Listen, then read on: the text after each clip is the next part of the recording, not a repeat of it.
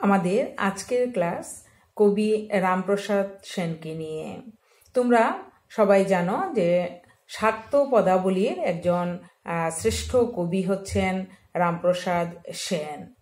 ২৪ পরগনা জেলার হালিশহরের কাছে ভাগীরথীর তীরে কুমারহট্ট গ্রামে এক কুলীন বৈদ্য বংশে ১৭২০ বা ২১ খ্রিস্টাব্দে রামপ্রসাদ জন্মগ্রহণ করেন।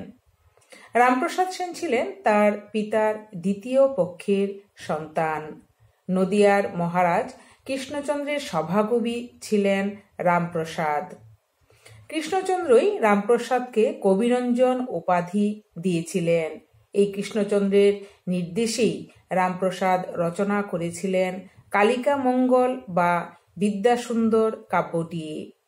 আর দেওয়ান রাজকিশোর রায়ের আদেশে রামপ্রসাদ লিখেছিলেন কালীকীর্তন কাব্যটি।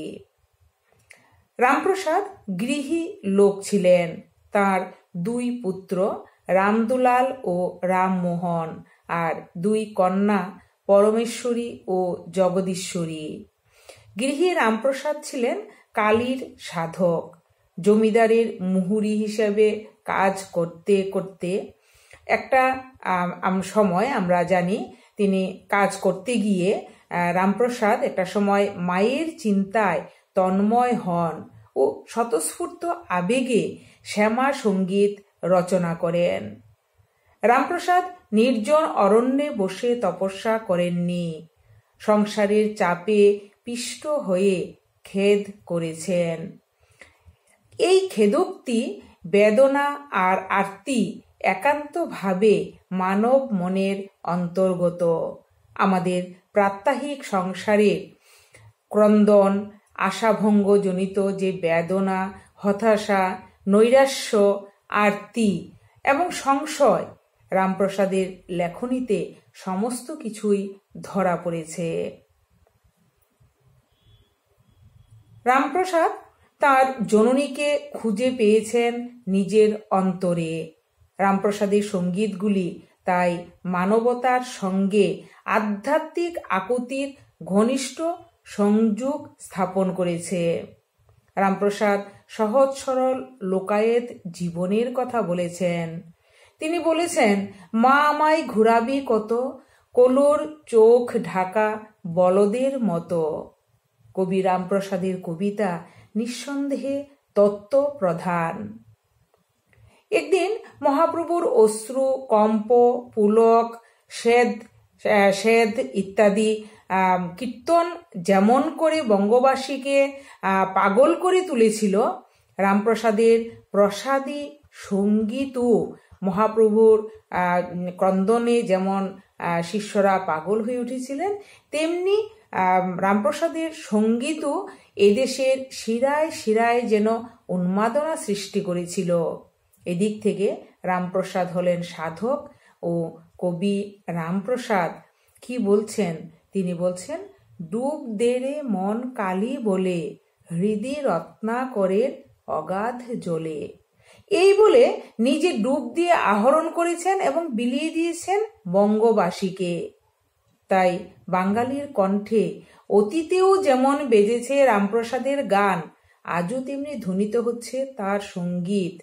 তার সঙ্গীত লহরী ভবিষ্যতেও ঝঙ্কৃত হবে তারই পরম আত্মনিবেদনের সুর। রামপ্রসাদ সেনের শাক্ত পদে গ্রন্থলব্ধ পাণ্ডিত্যের পরিচয় দূর হয়ে যায়। রামপ্রসাদ রূপক প্রতীকের আড়ালে বিশ্বজননীকে লুকিয়ে রেখেছেন। আমরা মাতার বরাভয় লাভ করে নির্ভয় হই, অনাবৃত শিশুর বেশে তার কোলে ঝাঁপিয়ে পড়ি। সাধক কবি আমাদের জন্য এ আশ্বাস ও সান্ত্বনা তার গানে সঞ্চিত করে রেখেছেন। বাইরের প্রতিকূল শক্তি যতই হোক না কেন, যতই কঠিন হোক, যতই দুর্দম হোক না কেন, জননী কালিকার স্নেহধন্য আশ্রয় পেলে আমরা যমরাজকে অবহেলা করতে পারি। রামপ্রসাদ অন্ধকারের মধ্যে আশার আলো জ্বেলেছেন। তিনি শুধু কবি বা গায়ক মাত্র নন, মানুষের তাপদগ্ধ জীবনে তিনি স্নেহের প্রলেপ দিয়েছেন।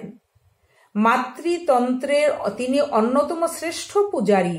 তবে তার আগে বাংলার চণ্ডীমঙ্গল কাব্যের স্থানে স্থানে শাক্তপদাবলীর আভাস ফুটে উঠলেও রামপ্রসাদের কণ্ঠে শ্যামা সঙ্গীত শত ধারায় প্রবাহিত হয়েছে। তাই তাকে শাক্তপদাবলীর প্রথম পূজারী বলে ধরা যায়। রামপ্রসাদের পদাবলীকে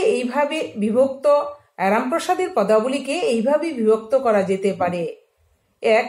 উমা বিষয়ক, অর্থাৎ আগমনীয় বিজয়া পর্যায়ের পদ। 2. সাধন বিষয়ক, তন্ত্রোক্ত সাধনা বিষয়ক যে পদগুলো রয়েছে সেগুলি এই পর্যায়ে পড়ে। 3. দেবীর স্বরূপ বিষয়ক। 4. তত্ত্বদর্শন ও নীতি বিষয়ক। 5. কবির ব্যক্তিগত অনুভূতি বিষয়ক ইত্যাদি। অবশ্য রামপ্রসাদের আগমনীয় বিজয়া গানের সংখ্যা নগণ্য। কাব্যোৎকর্ষ এমন কিছু প্রশংসার যোগ্য নয়। বৎসরান্তে উমার হিমাচল ভবনে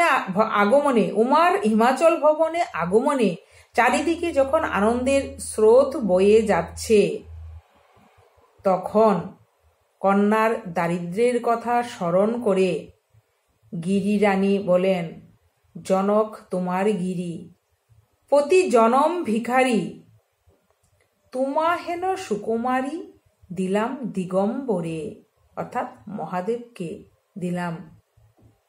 মেনকার এই মনোবেদনা কবি বেশ আন্তরিকভাবেই ফুটিয়েছেন। তবে পরবর্তী কবি সাধক ও গায়কগণ, বিশেষত কবিওয়ালাগণ এই পর্যায়ের পদে অধিকতর নিপুণতা দেখিয়েছেন। রামপ্রসাদ স্বয়ং তন্ত্র সাধক ছিলেন। এই সাধনায় তিনি সিদ্ধি লাভ করেছেন। তার গ্রামে এখনো তার সাধন ধামের ধ্বংসাবশেষ লক্ষ্য করা যায়। তন্ত্রোক্ত সাধনা মূলত সাধকের দেহকেন্দ্রিক সাধনা। কবি বহু পদে এই সমস্ত তত্ত্বকথা বলেছেন। তিনি যে তান্ত্রিক গ্রন্থ অবলম্বনে ও গুরু নির্দেশে তন্ত্র সাধনা করতেন তার ইঙ্গিত এই সাধন ভোজন গ্রন্থে পাওয়া যায়। এই পথের পথিকদের নিকট তার তাৎপর্য বিশেষ মূল্যবান হলেও সাহিত্যের ইতিহাসে ও কাব্যরস বিচারে এর বিশেষ মূল্য আছে বলে মনে হয় না। কেবল যেখানে সাধ্য সাধন তত্ত্ব কথা কবির ব্যক্তিগত অনুভূতিকে স্পর্শ করেছে, সেখানে কিঞ্চিৎ শিল্প রসের উদ্ভব হয়েছে। রামপ্রসাদ তার কোনো কোনো পদে দেবীর স্বরূপ অন্বেষণ করতে গিয়েছেন। সন্তান যেমন মাকে খুঁজে বেড়ায়, তিনিও তেমনি নানাভাবে মাকে সন্ধান করেছেন। কবি কখনো কালিকার রণরঙ্গিনী মূর্তি দেখে সন্ত্রস্ত হয়ে প্রশ্ন করেছেন, ঢলিয়ে ঢলিয়ে কে আসে, গলিত চিকুর আসব আবেশে। অসুর যুদ্ধে কালিকার কালো অঙ্গে রাঙ্গা রক্ত লেগেছে। কবি দেখেছেন কালিন্দীর জলে কিংসুক ভাসে। এই বর্ণনা সংযত, গভীর এবং বিষয়বস্তুর সম্পূর্ণ উপযুক্ত। শেষ পর্যন্ত কবি বলেছেন, ব্রহ্মময়ী রে করুণাময়ী রে বল জননী। কবি দেখেন সমস্ত ভুবন জুড়ে খেপা মায়ের খেলা চলছে। তিনি বলছেন এসব খেপা মায়ের খেলা।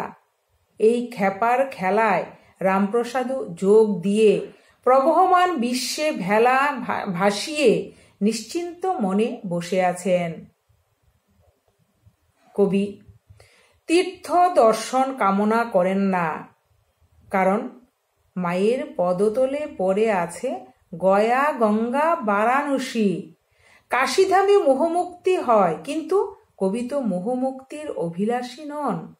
মাতা পুত্রের বাৎসল্য লীলার স্নেহ মধুর ভাবই তার কাম্য। তার সেই বিখ্যাত উক্তি, চিনি হওয়া ভালো নয় মা, চিনি খেতে ভালোবাসি। ব্রহ্মময়ীর সাযুজ্য লাভ নয়, তার সঙ্গে লীলারসই তার একান্ত কাম্য। কবি অবাধ্য অবশ মনকে তত্ত্বের কষাঘাতে শাসন করতে চেয়েছেন। বিষয়রসে আকণ্ঠ মগ্ন পার্থিব মনকে সম্বোধন করে কবি বলেছেন, ও তোর ঘরে চিন্তামণি নিধি দেখিস না রে বসে বসে। তবে বিষয়াসক্ত মনকে তিনি ভর্ৎসনা করতেও কিন্তু ছাড়েননি। তিনি বলেছেন, রইলি না মন আমার বসে, তেজি কমল দলের অমল মধু মত্ত হলি বিষয় রসে। অবশ্য মনের অধোগতির জন্য মনকে দায়ী না করে কবি শ্যামা মায়ের প্রতি অনুযোগ করে বলেন, তুমি বাজিকরের মেয়ে শ্যামা, যেমন নাচাও তেমনি নাচি। এমনি করে অশান্ত দুর্বল মনকে শ্যামা মায়ের চরণে সঁপে দিয়ে কবি নিশ্চিন্ত হয়েছেন। তবে একটু অবহিত হয়ে আলোচনা করলে দেখা যাবে, কবি যে একটি বিশেষ সামাজিক দুর্যোগে জন্মগ্রহণ করেছিলেন তা তিনি গোপন করেননি। বিষয় বুদ্ধিতে অপুষ্টিতার জন্য তার অর্থাভাব কোনোদিনই ঘোচেনি। তবু তিনি সান্ত্বনার সুরে বলেছেন, তুমি এ ভালো করেছ মা, আমায় বিষয় দিলে না।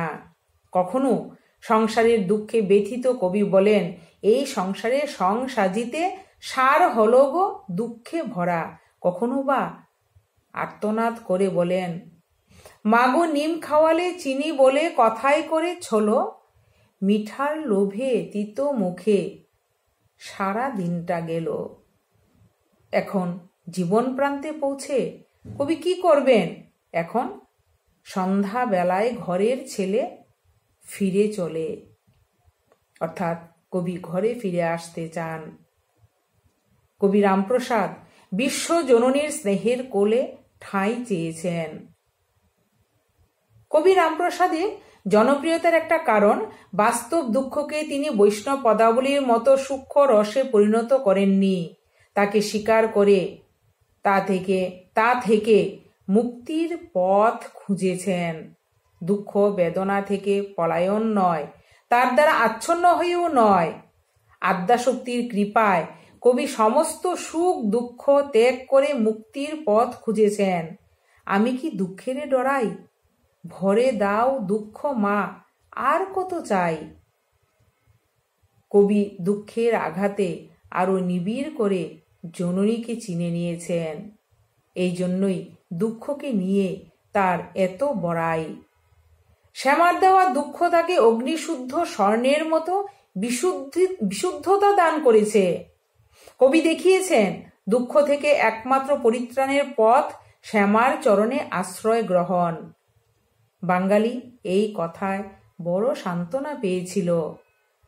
তাই তার গানের মধ্যে দুঃখ বেদনার কথা থাকলেও সেই দুঃখ বেদনা অতিক্রম করে চিদানন্দময় লোকে উত্তরণ কবির একমাত্র লক্ষ্য। সাধারণ গৃহী মানুষ এ থেকে আশার আলো লাভ করেছে। মুমুক্ষু এ থেকে মুখ্যের প্রার্থনা লাভ করেছে। লীলারসিক এই সমস্ত গানে মাতা পুত্রের বাৎসল্যরসের সম্পর্ক দেখে তৃপ্তি লাভ করেছে। এই জন্য বাঙালি জাতির হৃদয়ের সঙ্গে রামপ্রসাদের পদাবলী জড়িয়ে গেছে। কবি রামপ্রসাদ সেনের রচনারীতি সম্পর্কে বলা যায় যে, তার বিভিন্ন পদের অনেক জায়গায় অলঙ্কৃত বাক্য থাকলেও কবি সাদা সুরে সহজ ভাষায় অধিকাংশ গান রচনা করেছিলেন। সাধারণ মানুষের অভিজ্ঞতাই তার একমাত্র অবলম্বন। দৈনন্দিন জীবিকার প্রতীকেই তার তত্ত্বকথার বাহন হয়েছে। সহজ উপমা রূপকে তিনি যেভাবে তত্ত্বকথা নির্দেশ দান করেছেন, তাতে তার কবিত্বের বিশেষ প্রশংসা করতে হয়। অবশ্য বৈষ্ণব পদকারের মতো ভাষা ও ছন্দের ঝংকার এবং কল্পনার সূক্ষ্মতা তার রচনায় ততটা পাওয়া যায় না। অবশ্য এ শুধু তার একার ত্রুটি নয়, সমস্ত শাক্ত পদাবলীরই এটি একটি সাধারণ লক্ষণ।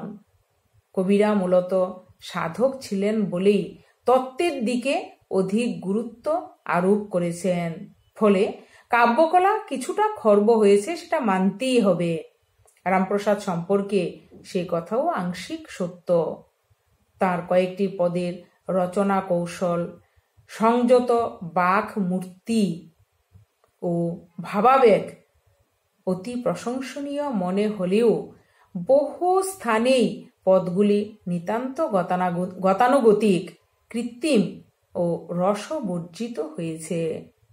তথাপি এই পদে তাপ জর্জর মানুষের সান্ত্বনার বাণী আছে বলে এর কাব্যমূল্য যেমনই হোক না কেন, বাঙালি মানুষে এর বিশেষ প্রভাব ও চিরকালীন আবেদনকে অস্বীকার করা যায় না।